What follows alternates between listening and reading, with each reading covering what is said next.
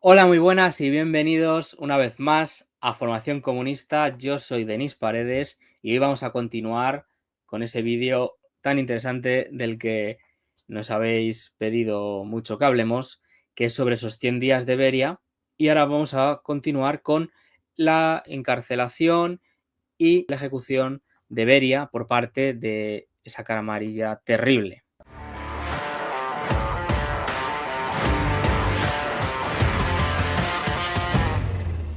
Bueno, como vimos en el vídeo anterior que podéis encontrar aquí, como podéis ver en ese vídeo, estuvimos hablando un poco de cómo fue la biografía, qué cargos desempeñó, etcétera, Beria, y cómo quiso emprender esa reforma democrática, lo cual llevó a que Khrushchev y sus lacayos montaran un plan, hicieran una conspiración contra Beria para poder encarcelarlo y quitárselo del medio, ya que obstaculizaba todas sus pretensiones de poder y sus pretensiones revisionistas terribles en las que luego cayó la Unión Soviética. En el vídeo de hoy pues hablaremos un poco de cómo fue esa detención, el acusamiento y el fusilamiento de el que sería la mano derecha y continuador de la idea de reforma democrática de Stalin. Como vimos, Beria era una piedra en el camino de los líderes de esa nomenclatura en la que se había convertido parte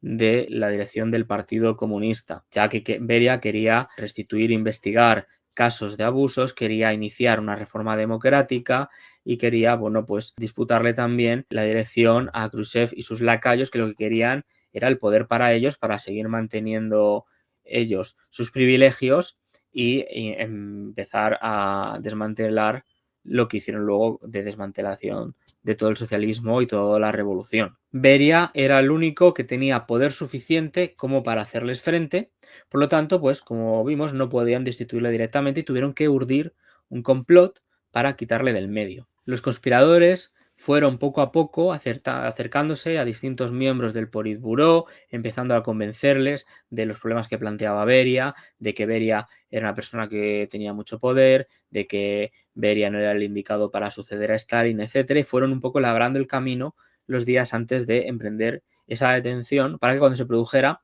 la gente lo viera con buenos ojos y lo viera como algo natural. De hecho, llegaron a decir que Beria era un agente que estaba al servicio de países extranjeros y que lo que quería era realizar un golpe de Estado, cuando precisamente Beria lo que dijo, y por ejemplo se puede ver en el propio discurso que dio en el funeral de Stalin, que él quería acercar el gobierno de la Unión Soviética a las masas y que quería que el partido pues liderara a las masas mediante una labor más agitativa, más de vanguardia ideológica y en la que los cuadros del partido se ganaran su puesto. Eso es lo que no les gustaba, no que fuera ningún agente extranjero, lo cual es ridículo. De hecho, imaginaros lo importante que era Beria, que no podían detenerlo sin más, sino que tuvieron que llamar a Zhukov, a un general que tenía muy buena reputación debido a todo el transcurso de la Segunda Guerra Mundial, para el 26 de junio, en una reunión del Presidium del Comité Central, le detuviera. De esta forma, Zhukov irrumpió en una reunión del Comité Central, saltándose cualquier tipo de disciplina de partido, cualquier tipo de reglamento, y directamente le detuvo pues porque acusándole, bueno, pues de ese complot que habían urdido los khrushchevistas. En el propio Comité Central se encontraban presentes muchos de los que estaban haciendo esas acusaciones. De hecho, había varios personalidades que apoyaron a Khrushchev, como pudo ser el caso de Mikoyan, de Bulganin, de Malenkov, Kaganovich o Molotov. Y el caso de que usaran militares y gente de tan alta graduación como Zhukov era porque obviamente necesitaban ese gesto de alguien tan importante para detenerle, porque es que los propios guardias del Presidium eran leales a Beria. De hecho, esto lo reconoce Khrushchev en sus propias memorias, donde dice: los guardaespaldas del Presidium le fueron obedientes a él, a Beria, por lo que decidimos contar con la ayuda de los militares. Además, Khrushchev también añade cómo fue el complot que llevaron a cabo con los militares. Y él mismo dice: en primer lugar, hemos confiado la detención de Beria al camarada Moskalenko, el comandante de la defensa aérea, y a 5 generales. Y en la víspera de la sesión, Malenkov ha ampliado nuestro círculo para incluir al mariscal Zhukov y algunos otros. 11 mariscales y generales en total. En aquellos días, todo el personal militar debería revisar sus armas al llegar al Kremlin, por lo que el camarada Bulganin fue instruido para asegurar que los generales se les permitiera traer sus armas con ellos. Esperaron en una sala separada mientras se celebraba la sesión y cuando Malenkov dio una señal, entraron a la sala donde estábamos reunidos y llevamos a Beria bajo custodia. O sea, ¿nos parece? Yo flipo con que tenga para escribir eso el propio Khrushchev, reconociendo que cuando le dio la gana a uno, dijeron, deténle. Es que obviamente, y tuvieron que llevar a mariscales y generales. O sea, imaginaros el miedo que le tenían a Beria, que tuvieron que traer a gente, colar armas. Bueno, es que es lamentable estos capítulos de la historia de la Unión Soviética. Días después, el 10 de julio de 1953, Khrushchev anunció oficial y públicamente que Beria había sido depuesto de todos sus cargos y acusado de ser un enemigo del pueblo. Claro, es que era un enemigo de la nomenclatura y de la burocratización. Y eso es lo que no le gustaba a Khrushchev. Pero enemigo del pueblo no, porque él precisamente quería acercar al pueblo al gobierno de la Unión Soviética. 4 días después, el 14 de julio, se realiza un golpe de Estado en la República Socialista Soviética de Georgia, ya que, como podemos recordar, Beria había desarticulado a los revisionistas en abril del 53 y se depuraron a esos marxistas-leninistas que eran los que Beria restituyó. Y le hicieron a estos marxistas-leninistas supuestos, le hicieron lo mismo que le hicieron a Beria. De hecho, muchos de ellos le traicionaron para salvarse. Este golpe, además, también se realizó justo en una reunión del Comité Central de Georgia con el Comité de la ciudad de Tiflis. En medio del Congreso, pues los conspiradores del golpe, que eran militares también, como por ejemplo Alexei Antonov y Pavel Efimov, fueron los que entraron y detuvieron a esos marxistas-leninistas. Bueno, espero que el vídeo os esté gustando. Ya sabéis que podéis ayudarnos suscribiéndoos, dándole me gusta, compartiendo estos vídeos que los podéis compartir entre todos vuestros conocidos y sobre todo en vuestros conocidos anticomunistas que digan que Stalin y Beria querían ostentar ellos solo el poder cuando precisamente fueron traicionados por toda esta camarilla por precisamente querer hacer la reforma democrática.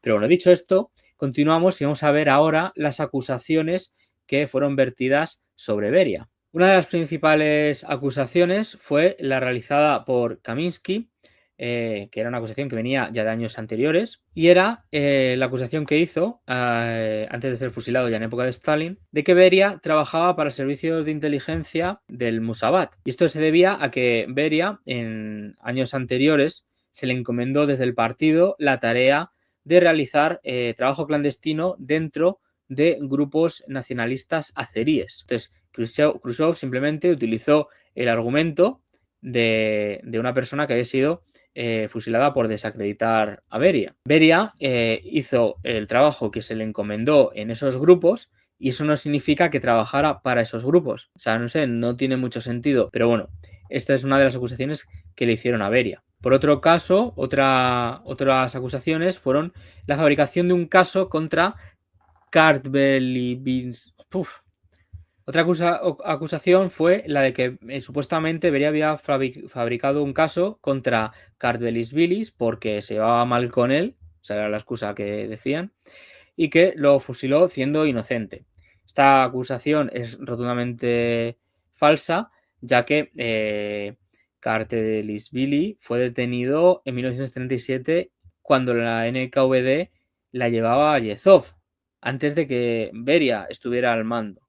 Por lo tanto, en todo caso, habría que achacárselo a Yezhov. También se le acusa de mandar ejecutar a Kedrov, a pesar de que el colegio militar lo había declarado inocente. En ese caso, Beria no mandó ejecutar a nadie, él simplemente cumplió una orden que había sido firmada por el fiscal estatal de Bochok que le condenaba a muerte y él simplemente ejecutó la orden de que había sido la sentencia establecida por la fiscalía. También se le acusa de cometer los asesinatos de Paulina Orzonikidze y que lo cual además conllevó al suicidio de su hermano Sergo.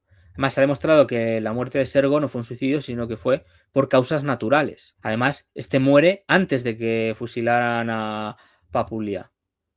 Entonces no tiene mucho sentido que digan que se suicidó por eso. Pero bueno, finalmente Beria sería asesinado sin que se realizara un juicio y un proceso justo, sino que sería asesinado con varios de sus apoyos, de gente que la apoyaba, tanto dentro del NKVD como de la República Socialista de Georgia. Los cogieron a todos y los fusilaron, sin juicio y sin llevar un proceso con unas garantías ni nada. Se los quitaron de en medio, básicamente, justificando las acusaciones que he leído antes, que, vamos, no me parecen las acusaciones más insostenibles y que, vamos, yo creo que no tienen muchísimo sentido y además muchísimas han demostrado falsas o que son, en todo caso, de ser verdaderas, que se mandara a ejecutar a esa gente, lo hizo otra gente, no Beria, como fue el caso de Yezhov o como fue el caso de la orden del fiscal.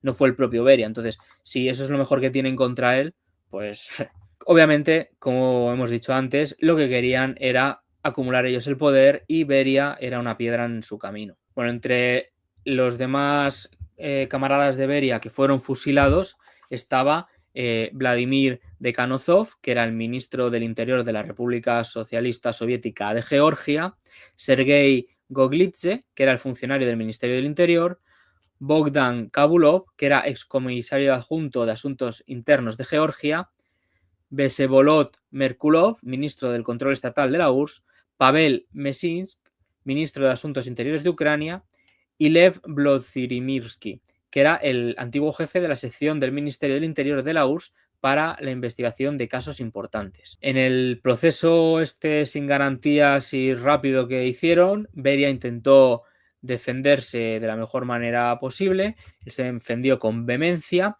y rechazó todas las acusaciones que le habían hecho. Sin embargo, Molotov apoyó a Khrushchev durante este montaje de proceso y, sin embargo, reconoció que esas acusaciones de que Beria era espía no tenían sentido y que no eran ciertas. De hecho, en una entrevista que hace Chuev a Molotov, Chuev dice: argumentan hasta el día de hoy acerca de Beria. ¿Fue él un agente de la inteligencia extranjera o no? Y Molotov dice: pienso que no. O sea, esto está recogido en una entrevista. Entonces Molotov reconoce que Beria no era un agente extranjero. Entonces esa acusación se cae. Molotov al final tuvo un papel lamentable después de haber sido depurado durante el proceso de desestalinización, porque encima es que luego, obviamente, él también cayó.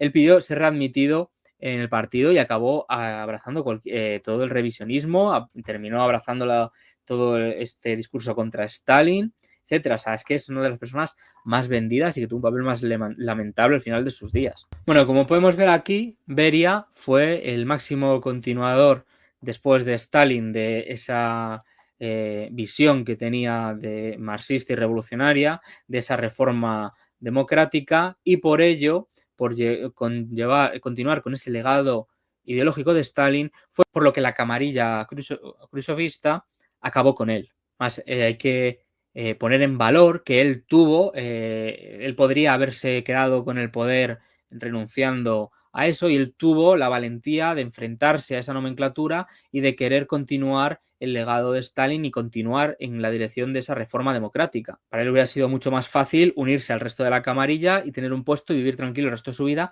Sin embargo, enfrentó la muerte por defender a sus ideas. Obviamente, todas estas reformas que él intentó mover, pues no dio tiempo en esos 3 meses, esos 100 días, a llevar a cabo ninguna, salvo esa amnistía que hemos dicho. Y que, bueno, las cosas hubieran cambiado bastante, tanto en el desarrollo de la Unión Soviética como en el resto de la historia, tanto del comunismo como de lo que es la humanidad en general, si Beria pudiera haber continuado y llevado a cabo esas reformas. Hoy en día estaríamos hablando de que se habría desarrollado una reforma democrática, habría acercado esas masas al gobierno y se podría haber profundizado muchísimo más en el socialismo y en el desarrollo incluso del comunismo. También hemos visto en este vídeo como antiguos colaboradores de Stalin, esta gente que al final es una palmera, fueron los primeros en traicionar tanto el legado de Stalin como traicionar al propio Beria y enjuiciarlo.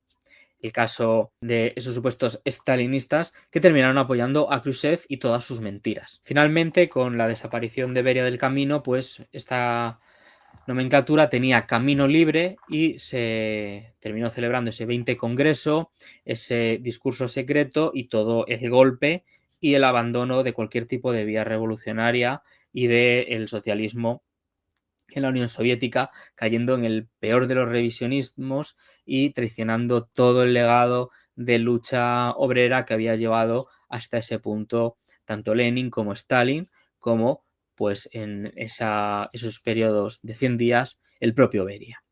Así que bueno, espero que este vídeo os haya gustado. Si os lo veis toda la serie, son 2 vídeos de la reforma democrática de Stalin y 2 vídeos de lo que lleva a cabo luego Beria. Yo creo que hemos profundizado, en total deberéis de tener más de hora y media de contenido sobre este tema. Espero que os haya gustado y que para que podamos continuar haciendo vídeos como este, pues recordad que podéis uniros como miembros del canal, darle a me gusta, compartir el vídeo, etcétera, que a nosotros nos ayuda muchísimo.